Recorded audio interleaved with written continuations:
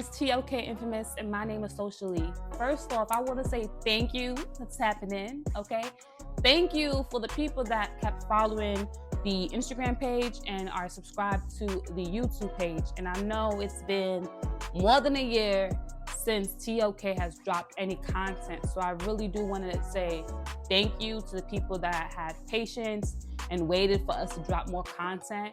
I did take a long hiatus before, trying to even do this episode because it was just a lot going on for me. And I think it's important to sometimes take breaks.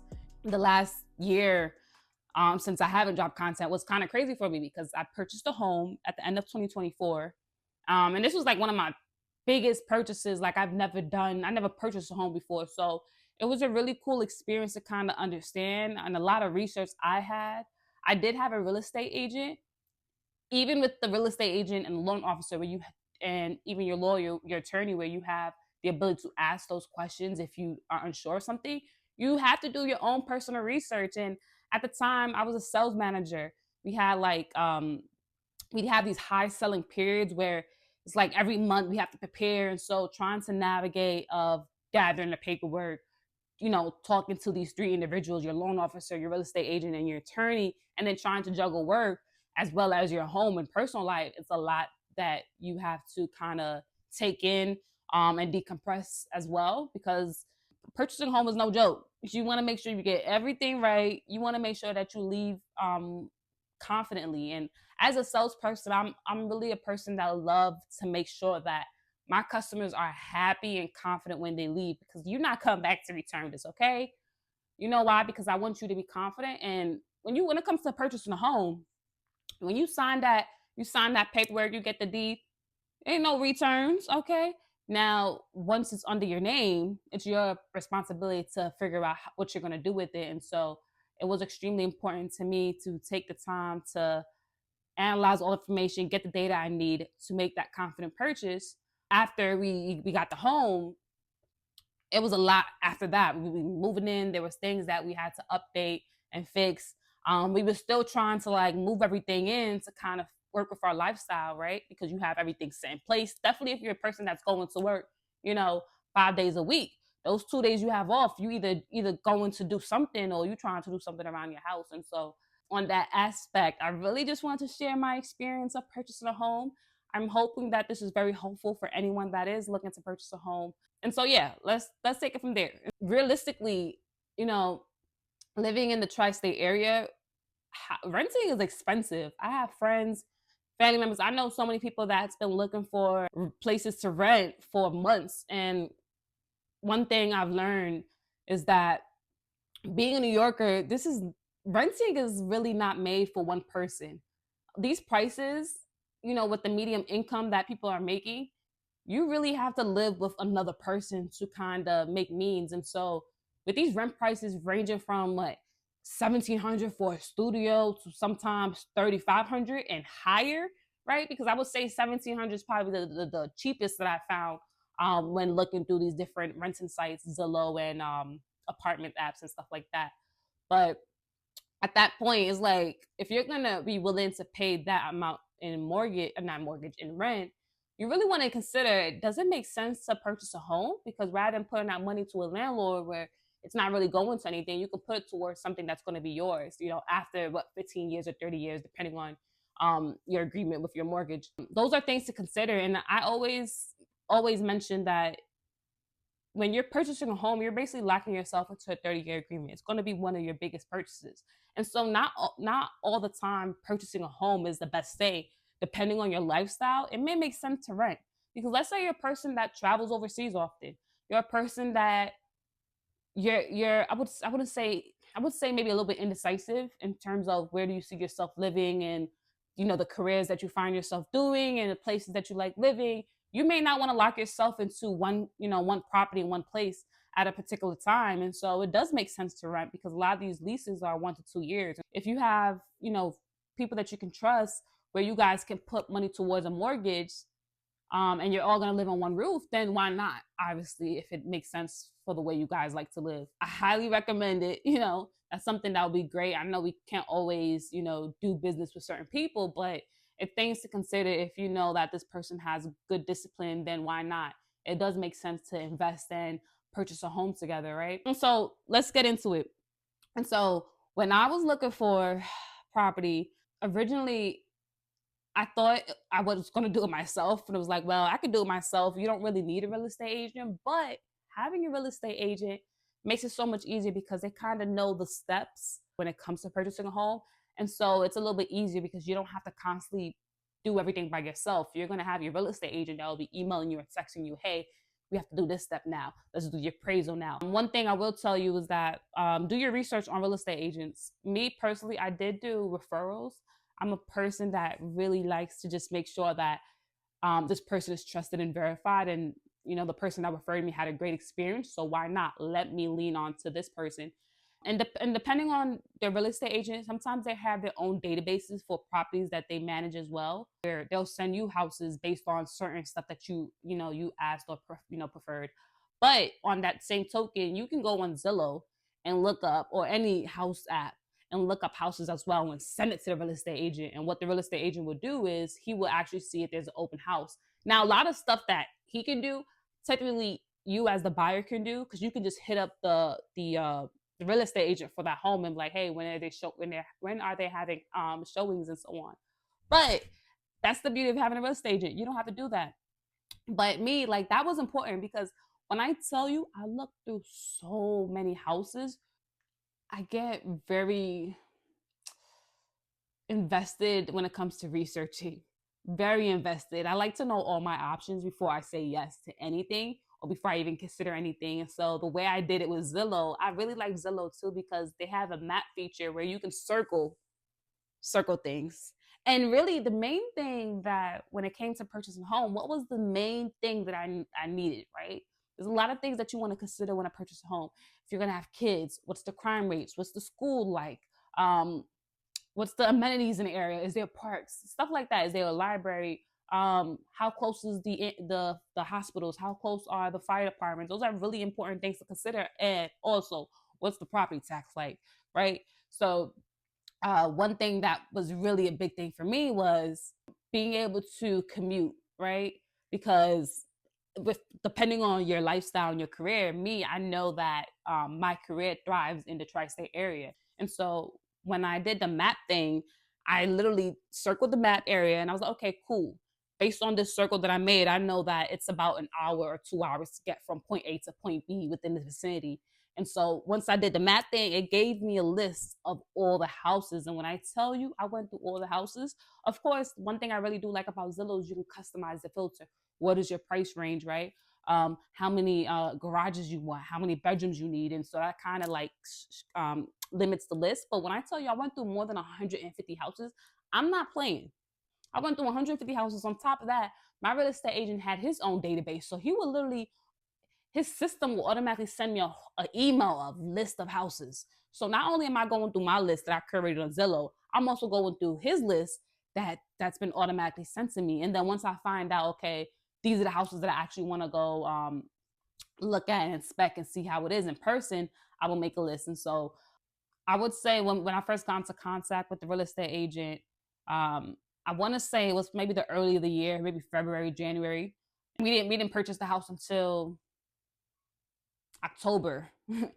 And so it was literally that long of a time. And that's why I just think it's important to, if you're a person that needs time, make sure that whoever you're partnering with as your real estate agent, that your real estate agent has patience as well.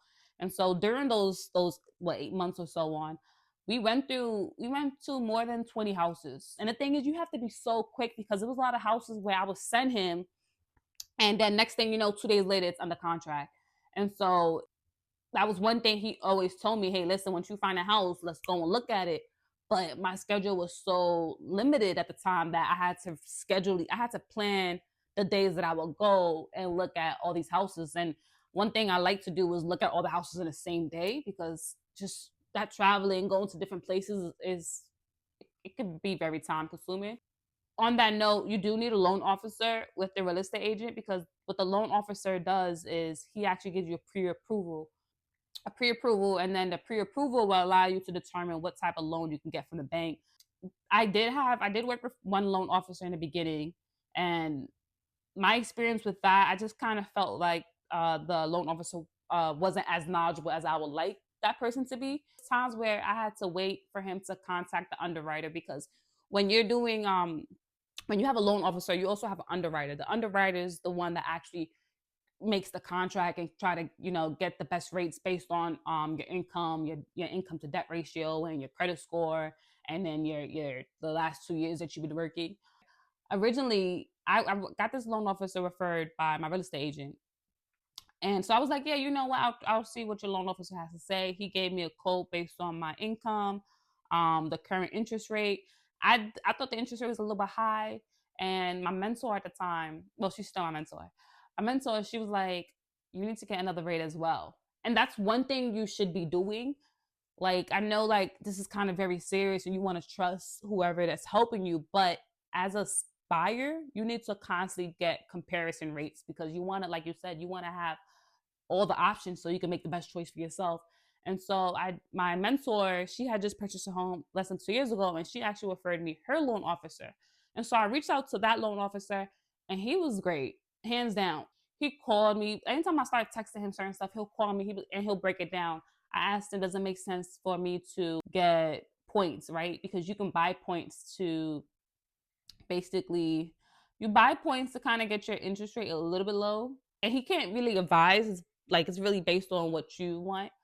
When I did the math, you can buy interest rate, you can buy a point, and sometimes these points can range from 2,000 to more per point. And so you want to think about, I'll put 8,000 more up for these points, right? Just so my interest rate is low, but then how many years will I actually get that money back? You know what I'm saying? Because you're gonna put 8,000 more up on top of your down payment and your closing costs, and then you don't actually see that money after a few years, right? Because you just put up 8 grand. That 8 grand could have went towards you paying your monthly mortgage or your principal. One thing he was patient about was, I think during the time that I was purchasing, the federal rates kept going. I think kept going down or something like that. And I hit him up. I was like, hey, listen, the Federal Reserve just met up. What does that mean for my interest rate? And he'll be transparent. He's like, really, it's right now, it's not going to really affect your mortgage rate, like your interest rate right now for mortgage loans. And so he was very transparent about that. But he also told me that, hey, listen, I'm not going to lock in your rate now. I'll wait until there's a better rate. Now, depending on the loan officer, certain loan officers have perks. Certain loan officers can give you a discount off a point. So instead of paying 2,000 for a point, they'll be like, you know what, I'll give it to you for 1,500. Or certain loan officers, they have, their agreement is they need to lock you in a price. And the thing with locking in prices, that like once you're locked in, I believe there's a fee for you to get unlocked. So that's one thing I appreciated from the second loan officer, because he was like, I'm not gonna lock your rate in yet. We're gonna wait and see if we get you the best deal, and when we're ready, we'll lock that rate in. And so that's one thing he did. And even after the home was purchased and we went through all the paperwork and stuff like that, he hits me up every few months just to check in. Hey, how's everything going? Do you have any questions? And that's one thing that you can never go wrong with. Like, as a loan officer, he really doesn't have, his job is done. He got the loan, he sent it off to the bank that's going to be responsible for the loan. His job is done, but he hit me up to make sure I was good. So I really appreciate that. Now, there were programs that I looked up before saying yes, right? Because you do have the option. There's like 6 different mortgage types. You're getting a conventional loan or FHA loan, right?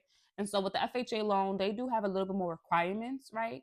Because with the FHA loan, sometimes you're qualified for certain first home buyer programs. I know there was or NACA programs. There was 2 programs that I was eligible for, and it would have gave me $26,000 grant that I didn't have to pay off, which is really cool. But some of these grants, they do have stipulations, right? So if you wanted to qualify for the FHA loan, you have to put less than 20%. And then if you put less than 20%, you have to sign up for a PMI. I wouldn't say sign up, but you have to get a PMI, which is like a premium mortgage insurance. And so it's basically like just to make sure that being that you're putting less than 20% down, the banks want to make sure that, there's extra mortgage insurance. And this is on top of your regular house insurance. This is like a PMI insurance. That's what it's called. So when I did the math, right, because certain PMIs, they do fall off. It's not something that you have to pay for forever. With the grant that I was talking about, we was getting what, 26,000. We had to pay the PMI for 5 years at least. And so when I did the math, the PMI averaged about like 100 or 150 or something like that each month. I did the math. I was not playing. Like when I tell you I do research, I do research. The math came out to what, 20 something thousand, because you're gonna get a discount, right? But then you're paying that PMI for the next 5 years. When I did the math, the monthly payment for the PMI over the 5 years, it came out to 20,000, something like that. And I was like, well, it's kind of like a wash. And so it really depends what makes sense for you. Would you rather have that extra 26,000 towards your, yeah, because you could put it towards your down payment or your closing costs, right? That's money that you don't have to spend because now it's gonna come from the grant, or you can put it towards it and have a smaller monthly payment. But let's say you decide to not do it because let's say you don't want to pay the PMI, you don't want to have these obligations or restrictions, but you also want your monthly rate to be low, then it may make sense for you to do a conventional rate, because if you want to put 20% down, at least you know that your principal is going to be a little bit smaller each month. Of course. Okay, so that was one thing that I want to mention. There's a few different home programs, the NJH MFA down payment program. A lot of these grants is forgivable. So after 5 years, you do not have to pay it back. So that's one thing to think about. The first generation is the one I referred to earlier. That one, you get 22,000 towards your down payment and final cost, which is really cool. So those are things to consider. Fun fact, which I didn't know, if you're on Section 8, you can actually purchase a home with Section 8, and Section 8 will pay for either part or more of your mortgage. Listen, get your discounts, okay? Now, if hypothetically, let's say you're purchasing a house and you don't have the entire down payment. Let's say a family or a friend gifts you a certain amount of money to put towards that down payment. You do have to get like a gift letter. Your loan officer is going to do your best to make sure that you're a qualified candidate that can make sure that you can afford these payments. And so even if you're getting a gift amount from someone else, they also want to make sure is that money like legible, right? Now, as the buyer, you personally need 2 years of a consistent income. I highly recommend a higher credit score than 620. They did make a new update where for a conventional loan, you don't need a credit score, but you always need a credit score because your credit score determines your interest rate. It not ultimately, but it does factor into your interest rate. So highly recommend having a 700 or higher credit score. This way your interest rate is not crazy high. The other thing that's important, right? Because we talk about the mortgage, you have your monthly payments, you have your interest rate, but the important thing that was definitely something that I was surprised of was the property taxes. Depending on where you're going, your mortgage could be low. You're like, oh, this is beautiful. My mortgage is low. You know, I factored all the other stuff that goes into it. And then you realize the property taxes are high. You're like, well, this comes out to the same price of the expensive home that I was going to purchase. So those are things to consider. What are the property taxes of the place that you're purchasing? Because sometimes your property taxes can be really low, your mortgage can be high. And so sometimes it does benefit, okay, you know what, I'm going to get the more expensive home because either way with the property tax, it comes out to the same price as the other home that was cheaper. So those are really some important things to consider. When you have your attorney, so before you purchase the home, right, what you're going to do is, like, I'll give you a timeline. You go look through the houses, right? You go to the housing, you go check it out, see everything is good. Everything looks so far so good. You may say, okay, cool, I want to put an offer, right? So you'll put your offer. But after the offer period, you also have to do the inspections, right? You want to make sure the house is good. Your real estate agent will tell you everything that you have to get. You want to do like a mold test, insect test, like see if they have termite. If you have a fireplace, that has to get inspected as well. You want to make sure the electricity works. Now, when you're having these inspections and you're seeing all the stuff that has to get done, you can also kind of negotiate with the seller and say, hey, listen, I'll purchase this home, but I need you guys to fix this before I purchase the home. This way, you're not responsible for a lot of stuff that you do have to fix. And so sometimes that can help depending on the conversation that you guys have. That's an important thing to kind of negotiate, because certain buyers at that point, certain sellers at that point, they're ready to just sell it. So once you have them in your grasp, it's like, no, fix this window, okay? Fix this outlet. and then we could talk, right? But no, seriously, that's something that is not frowned upon, something that you should do and actively advocate for yourself, right? At that point, your attorney will get involved, and your attorney will go back and forth with you. Your attorney will ask, hey, what is some other stuff that you want them to fix? Okay, cool. The attorney will then send an email to the other attorneys like, hey, my client wants this fixed. Can this happen? And worst comes to worst, if they can't fix it, you can negotiate a discount credit. So like, well, I calculated that to get these windows repaired or whatever repaired is probably going to cost a few thousand. I will like that as a credit towards the closing costs. After you do that, everything looks good. You're going to go under contract. And that's when you really have to be on top of getting the documents. At that point, your attorney is the second person that's involved. So you have a real estate agent that helps you with that stuff. Then you have a loan officer. And once the loan officer, hey, says, this is your interest rate, this is what you got, we're going to put you on to the attorney, and your attorney is then going to negotiate the final conversations of you locking in the home. You're going to do a final walkthrough before you actually sign any paperwork. And that's because sometimes the final walkthrough is important, because sometimes things could have been good when you first looked at the house, and then you come to find out person got termites, and you're like, oh, I know they did it. And with that final walkthrough, I just want to mention these are things that I highly recommend. Turn on all the sinks. Make sure all the sinks, the faucets work. Flush the toilet. Make sure all the outlets work. Make sure you can open and close your window. I know there's a few other things that you definitely want to look at. Any appliances that they agreed. So let's say there's a washing machine, and the contract was like, well, we'll leave you the washing machine. Make sure the appliance is still there, because sometimes people will be like, yeah, we'll give you this appliance, and next thing you know, you do the final walkthrough, all the stuff packed up. And so those are things to consider as well. When you're purchasing a home, you have the down payment and you have the closing costs to think of. But you also have to think of after that. How much money do you have for the next few months for your mortgage? How much money do you have saved up if you have to do a repair? Because when it comes to purchasing a home, you're the new landlord. Anything goes wrong, it's up to you to kind of fix that issue. And when it comes to investing in your house, it can be expensive depending on if you have to get a roof fixed, you have to remove a sewer, I don't know, anything of that sort. Those are things to consider to make sure you have a little cushion to take care of those repairs when they do come. But you need to consider the other expenses, like your hot water bill, your electric bill, your gas bill, your utilities, whether it's cable, I don't know what else you guys need, your Uber one, that's what it's called. When I was looking at homes as well, something that was really important to me was the environment. Like, how was the neighbors, right? Realistically, when you're going to see these houses, the neighbors are not outside waiting to meet you, right? So you don't really get an idea of what your neighbors are like or what the environment is like. So it's just things to really consider when you're driving out there to go see the house. Be observant of how the people interact.